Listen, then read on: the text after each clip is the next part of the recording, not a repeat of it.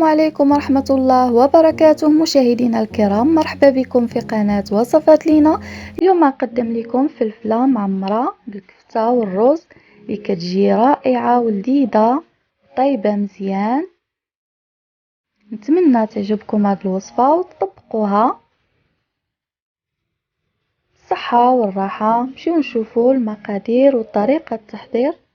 عندنا الفلفلة 3 حبات فلفلة رومية كنقطعوها في النصف وكنخويو لها الزريعه ديالها. وهنايا عندنا الرز مسلوق كنديرو كميه قليله لانه كيضاعف الحجم ديالو ملي كيتسلق.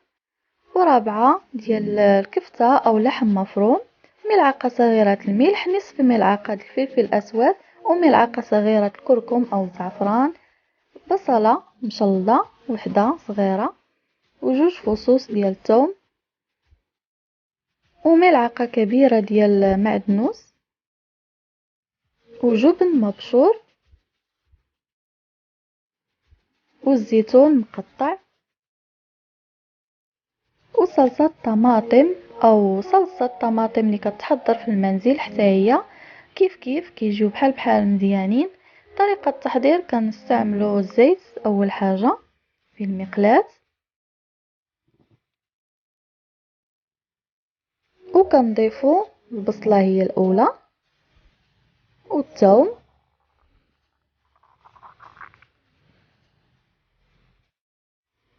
كنديروهم يتشحروا بجوجهم، وكنضيف معاهم اللحم المفروم او الكفتة، كنشحروها مزيان حتى كتفتت وكطيب وكتداخل مع ديك البصلة والثومة. كنديروا هاد الطريقة هذه باش ما كتبقاش مجموعة ديك الكفتة وكطيب.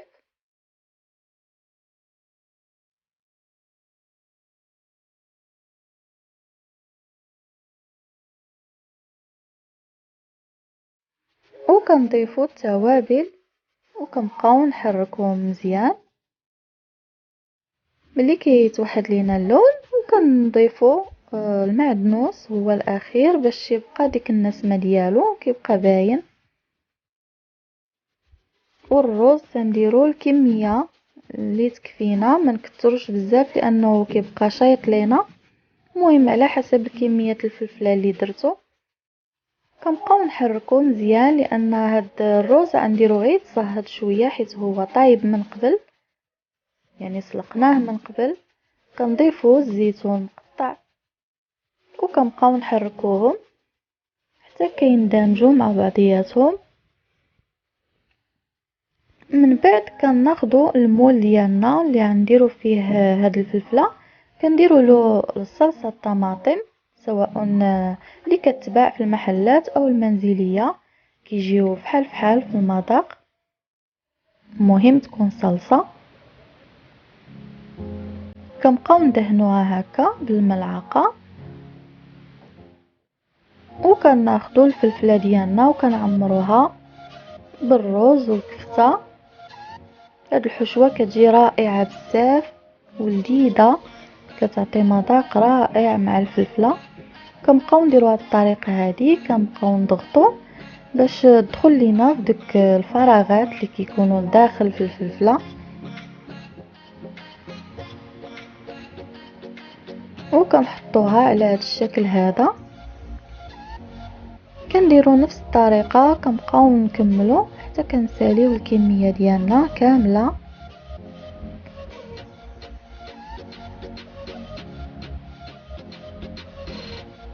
هاد الوصفه هذه كتجي سواء الغداء او العشاء، كتنفع بجوجهم، كتجي زوينه بزاف لذيذه.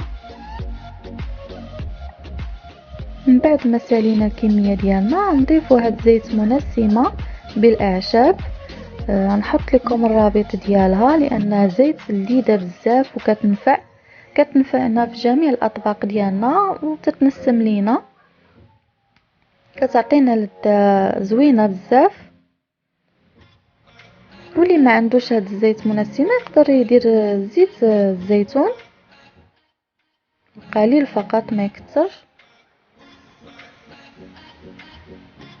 ومن بعد كنضيفو هاد الجبن المبشور، كنغطيو عليه وكنكونو مسخنين الفرن، ما نجهدوش على الفرن، نديرو 160 درجة.